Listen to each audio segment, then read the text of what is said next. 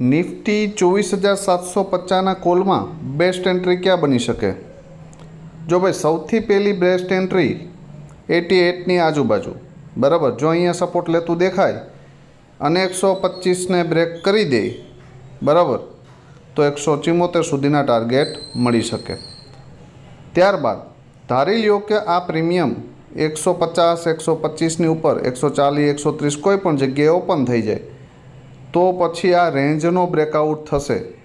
તો યા તો આ પ્રીમિયમ 125 સુધી આવશે, યા તો આજના ક્લોઝિંગ સુધી આવશે. એનાથી ડીપ વધારે મને લાગતું નથી કે આવે, બરાબર. અને જો આ એરિયામાં એન્ટ્રી થાય અને 174ને બ્રેક કરી દે ને, તો 252 અને 311 સુધી પણ જઈ શકે. આવા બ્લાસ્ટ પ્રેડિક્શન શોર્ટ મેળવવા માટે ઓપ્શન ટ્રેડર ગુજરાતી ચેનલને સબસ્ક્રાઈબ કરી લેવી.